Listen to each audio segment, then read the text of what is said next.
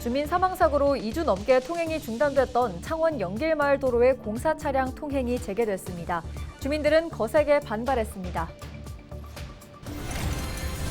첫눈이 내린다는 절기, 소설을 맞은 경남은 맑고 쌀쌀한 늦가을 날씨가 이어졌습니다. 앞으로 경남의 날씨 전망 이슈앤피플에서 들어봅니다. 웅동 일지구 개발 사업 시행자 지위유지 소송 1심에서 패소한 창원시가 항소를 결정했습니다. 창원시는 시행자 지위를 상실할 경우 시의 재정 손실이 크다고 판단했습니다. 김영삼 전 대통령 서거 9주년 추모식이 거제 장목면 대개마을에서 열렸습니다. 추모객들은 헌화와 김 전 대통령의 기록 전시관을 둘러보며 고인을 추모했습니다.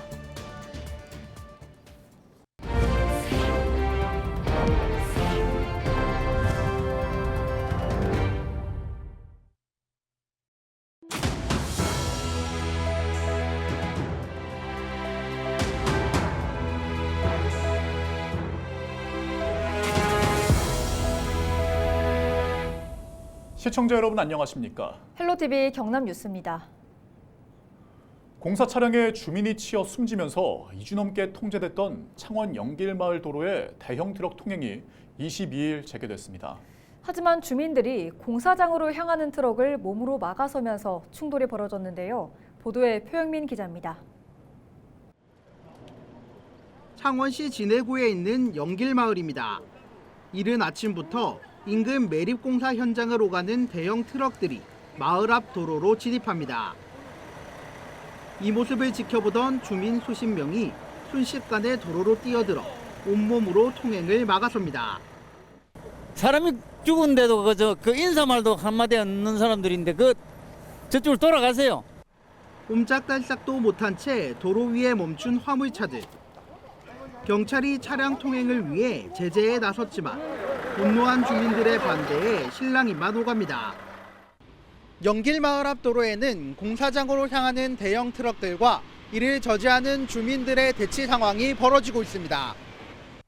이처럼 주민들이 육탄 방어에 나선 이유는 지난 4일 공사 차량에 치인 주민이 안타까운 목숨을 잃었기 때문입니다. 그동안 주민들은 좁은 도로에 수백여 대의 트럭이 드나들면서 사고 위험성이 높았다고 지적했습니다. 특히 사고 발생 이후 시공사에 우회 도로를 요청했지만 돌아온 답은 통행 재개였습니다. 사업 시행자랑 시공사가 만나서 마을 협의체를 구성해서 만났습니다. 그럼에도 불구하고 재발 대책, 사과는 전혀 없고 그냥 공사를 무작정 강행하고 있습니다. 주민 반발에도 공사 차량들은 마을 도로를 고집하는 이유는 무엇일까? 공사 현장에 투입되는 트럭의 약 70% 정도가 부산에서 창원으로 넘어오는데 우회도로 이용 시 거리가 멀어 비용 부담이 늘고 사람들이 많은 대단지 아파트도 지나야 하기 때문입니다. 거센 반발에 시공사도 주민 설득에 나섰지만 타협점을 찾기 어려워 보입니다. 공사 관계자는 사고 이후 연길마을에 마을 발전 기금과 교통안전시설 보강 등을 제안했지만 주민들이 무조건 반대해 협의에 진척이 없다고 밝혔습니다. 오는 2029년 마무리되는 창원 와성만 매립 사업. 고통 속에 살아가는 주민들은 앞으로 5년을 더 견딜 수 없다며 통행 제한을 촉구하는 집단 행동을 이어갈 계획이라고 밝혔습니다. 헬로티비 뉴스 표영민입니다.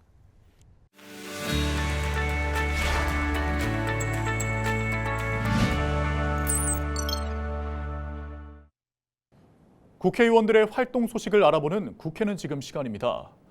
우리 지역 국회의원들은 이번 한 주도 지역 발전을 위한 입법과 현안 사업 해결을 위한 다양한 활동들을 펼쳤는데요. 한 주간 경남 지역 국회의원들의 활동 소식을 짚어보겠습니다. 먼저 정혜경 국회의원 소식입니다. 정혜경 국회의원이 지난 19일 명태균 씨의 대우조선해양 파업 불법 개입 의혹에 대해 국정조사를 통해 진실을 밝혀야 한다고 주장했습니다.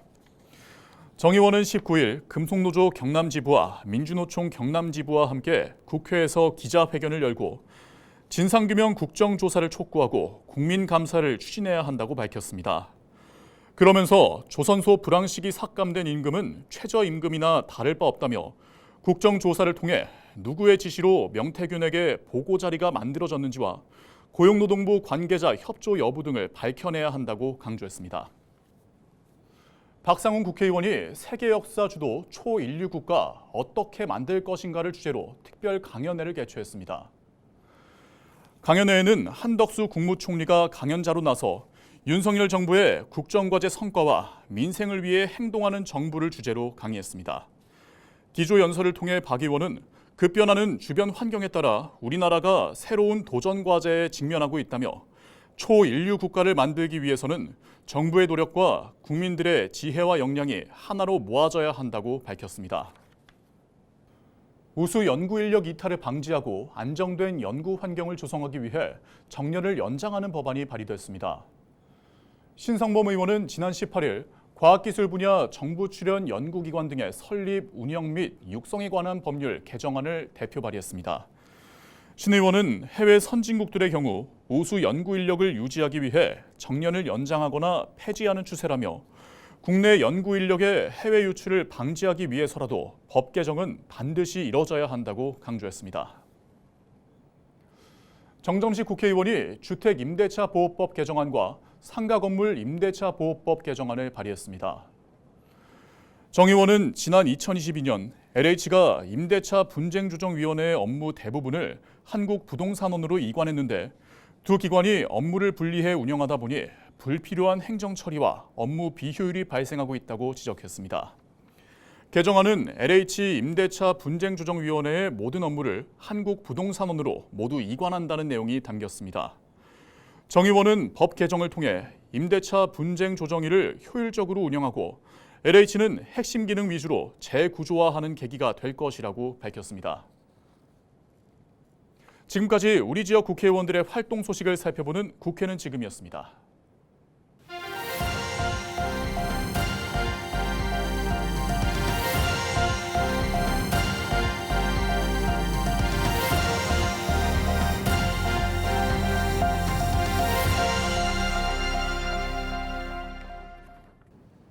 웅동 일지구 개발사업 시행자 지위 유지 소송 1심에서 패소한 창원시가 항소를 결정했습니다.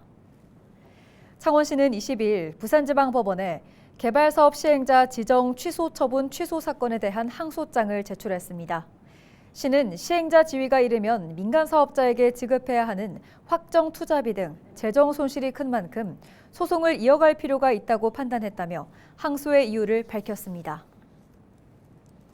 김영삼 전 대통령 서거 9주기 추모식이 거제 장목면 대게마을에서 열렸습니다.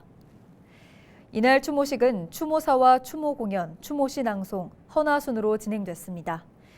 행사에 참석한 시민들은 헌화하고 김 전 대통령의 생가와 기록 전시관을 둘러보며 고인을 추모했습니다. 거제시는 지난 16일부터 대통령 생가에 별도의 추모 공간을 마련했으며 이달 말까지 운영할 예정입니다. 창원시가 3조 7,717억 원 규모의 내년도 예산안을 시의회에 제출했습니다. 올해 본 예산 대비 1.74%, 643억 원이 증가한 것입니다. 수소산업 육성에 152억 원, 창원 문화복합타운 문화공간 조성 85억 원, 대중교통비 환급 지원 사업 68억 원 등의 예산이 투입될 계획입니다. 내년도 예산안은 오는 25일부터 열릴 제139회 창원시회 2차 정례회에서 심의 의결을 거쳐 확정됩니다. 본격적인 김장철을 앞두고 농수산물 원산지를 속인 식품 판매업소 7곳이 적발됐습니다. 경남도 특별사법경찰은 지난 9월과 10월 2달 동안 고춧가루 판매업소를 대상으로 조사한 결과 4곳이 원산지를 속여서 팔거나 중국산과 국내산을 섞어서 판매한 것으로 드러났습니다. 또 국내산 돼지고기를 제주산으로 표기한 2곳, 수입 생선을 국내산으로 판매한 1곳 등 모두 7곳이 적발됐습니다.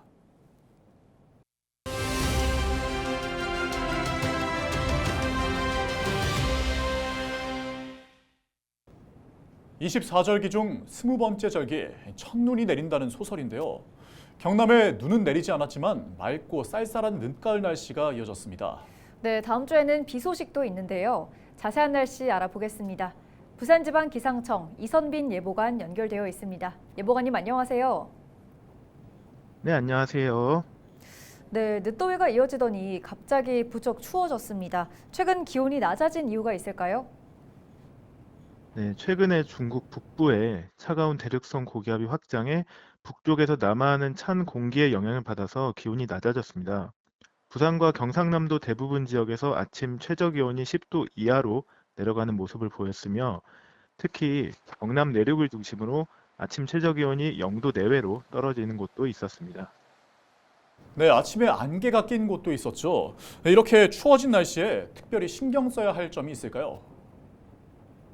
네, 기온이 낮아진 부산이나 경남 지역 중에 특히 경남 내륙을 중심으로 얼음이 얼고 서리가 내리는 곳이 있겠으니 그만큼 농작물 관리에 유의하시기 바랍니다.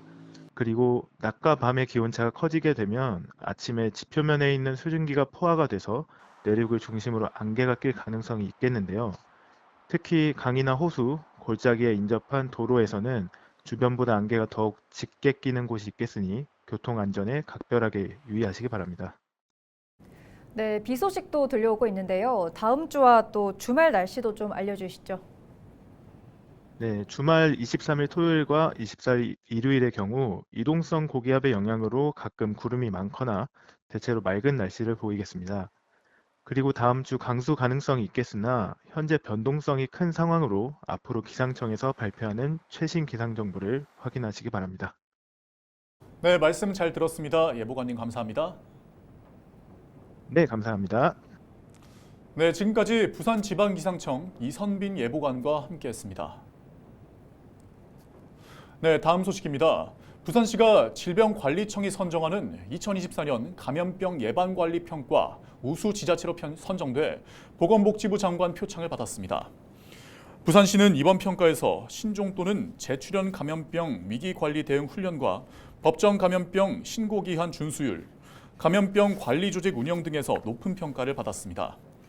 시는 앞으로 감염병 예방관리와 미래 감염병 유행 대비 체계를 고도화하고 감염병 대응 인력별 맞춤 교육, 또 훈련을 하는 등 전문성과 현장 활용성을 높일 계획이라고 밝혔습니다. 부산시와 부산디자인진흥원이 시 도시 브랜드 부산인 9세 인지도를 높이고 지역 경제 활성화를 위해 28개 기업 단체가 협력합니다.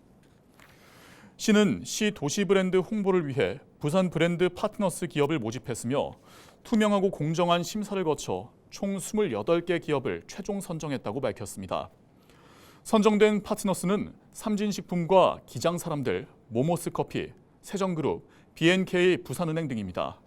부산 브랜드 파트너스는 부산 도시 브랜드를 활용한 펜 상품과 금융 상품 개발, 사회적 가치 실현 등 다양한 분야에서 협력합니다.